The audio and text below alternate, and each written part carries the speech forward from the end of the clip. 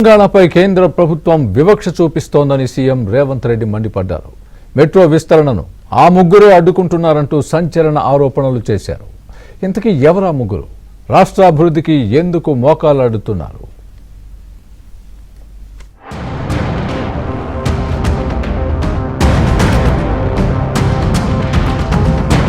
హైదరాబాద్లో మెట్రో విస్తరణను BRS, BJP అడ్డుకుంటున్నాయని తెలంగాణ సీఎం రేవంత్ రెడ్డి తీవ్ర ఆగ్రహం వ్యక్తం చేశారు. మెట్రో విస్తరణ జరిగే చోట బీఆర్ఎస్, బీజేపీ ఎమ్మెల్యేలే ఉన్నారని తెలిపారు. సమస్యలపై మాట్లాడదామంటే కేంద్ర మంత్రి కిషన్ రెడ్డి సమయం ఎందుకు ఇవ్వట్లేదని ప్రశ్నించారు.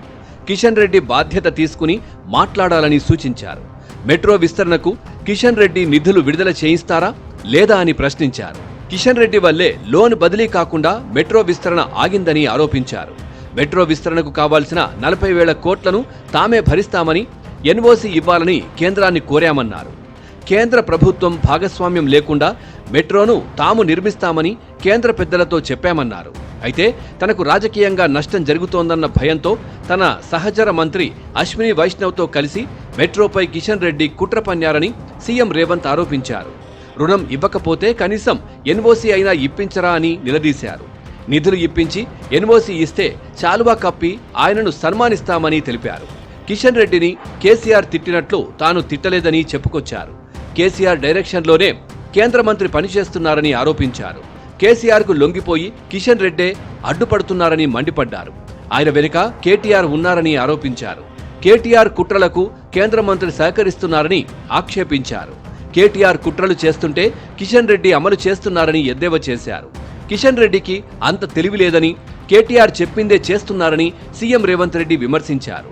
కేటీఆర్ ఇంత కిషన్ రెడ్డికి అంత తెలివి లేదు పాపం.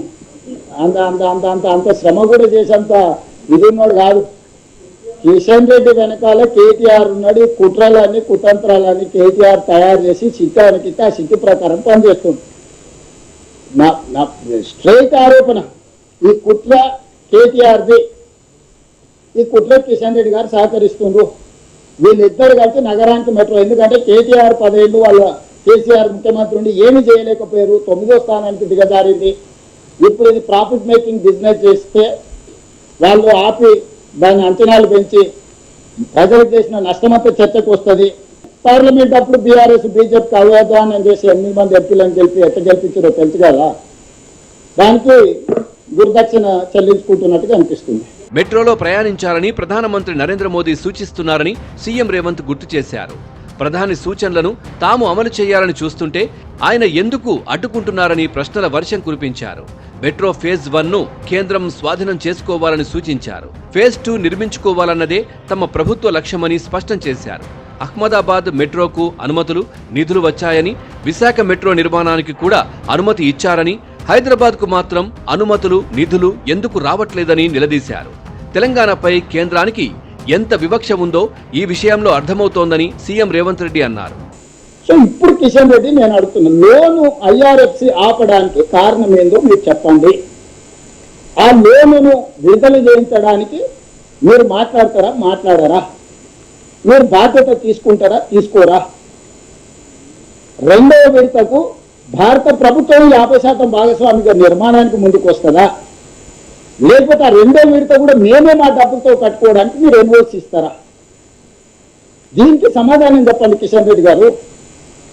నేను దీని గురించి మాట్లాడితే కిషన్ రెడ్డి గారు సవాళ్ళు చూస్తుండు, తొడలు కొడుతుండు, దెబ్బలు దర్చుకుంటుండు, నన్ను అడ్డుకునేటోడు పుట్టలేదు అంటాడు, నేను ఇళ్ళనే పుట్టిన ఇళ్ళని చచ్చిపోయినా అంటాడు. నువ్వు ఎంగనైనా పుట్టి ఎంగనైనా చచ్చిపోయి, నువ్వు ఎంపీ కాబట్టి కేంద్ర మంత్రి కాబట్టి అడుగుతున్నా, లేకపోతే నీతో నాకేం పని ఉంది? ఎన్నికల్లో ఇచ్చిన హామీలు అమలు చేయనందుకు రాజీనామా చేస్తారా అని కిషన్ రెడ్డి సవాల్కు సీఎం రేవంత్ స్ట్రాంగ్ కౌంటర్ ఇచ్చారు. మోదీ హామీల లెక్క తేల్చాక తన రాజీనామా గురించి మాట్లాడాలంటూ ప్రతి సవాల్ విసిరారు.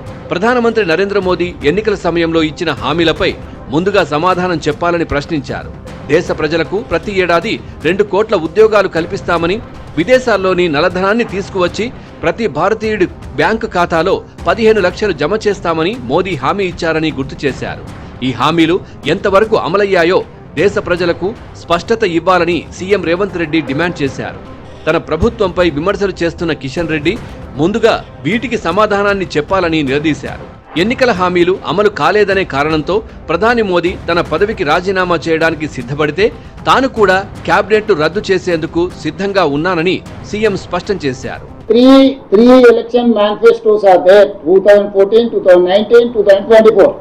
These three, he has not implemented anything. He has promised regional ring road, Mr. Narendra Modi, in 2023. Till now he has not delivered. For that Narendra Modi, and moreover, I have comfort majority. I am not depending on anyone. BJP government is physically handicapped government. They are depending on many political parties. So they don't have clear mandate. They have to resign, then they can ask. They don't have any moral right to ask to resign. If that is the case, I am ready. I am ready to tender my resignation and my cabinet. Meanwhile, Narendra Modi has to resign. He has to dissolve his government, then it will go. Let it go. తనపై రేవంత్ ఆరోపణల్ని BRS working president KTR కొట్టిపారేశారు. Metro రెండో దశకు అనుమతి సాధించలేకపోవడం రేవంత్ అసమర్థ పాలనకు నిదర్శనమన్నారు. ఆయనపై వేలాడుతున్న ఓటుకు నోటు కేసు వల్లనే కేంద్రాన్ని ప్రశ్నించలేని అసమర్థతలో ఉన్నారని ఎద్దేవా చేశారు.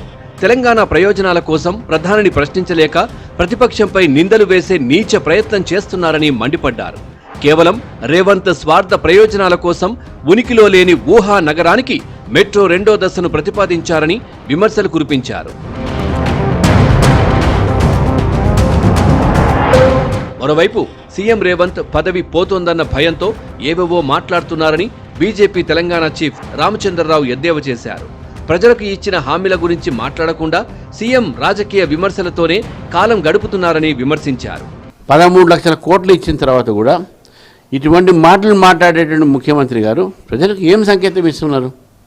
ఉన్న వాస్తవాన్ని చెప్పాలి. మీరు మీ దగ్గర డబ్బులు లేవు, మీరు కేంద్రం అడగాల్సిందే, మీరు చేయలేకపోతున్నారు, మీకు మీ అధికారులే మీ మాట వినట్లేదు. అందుకనే మీరు ఈరోజు మీరు మీ చేతగాంతనాన్ని బీజేపీ ఎంపీల మీద చూస్తూ ఉన్నారు, మా మంత్రి కిషన్ రెడ్డి గారి మీద సంజయ్ మాది చూస్తూ ఉన్నారు. ప్రజల్ని దారి మళ్లించేటువంటి ప్రయత్నాలు, రాజకీయాల్లో కొన్ని అంశాలకు ఈయన ఎక్కడ సంజాయించుకోవాల్సి వస్తుందో, ఎక్కడ వైఫల్యం బయటపడుతుందని చెప్పేసి పబ్లిక్ మైండ్ డైవర్ట్ చేయడానికి ఒక మైండ్ గేమ్గా మాట్లాడుతున్నారు.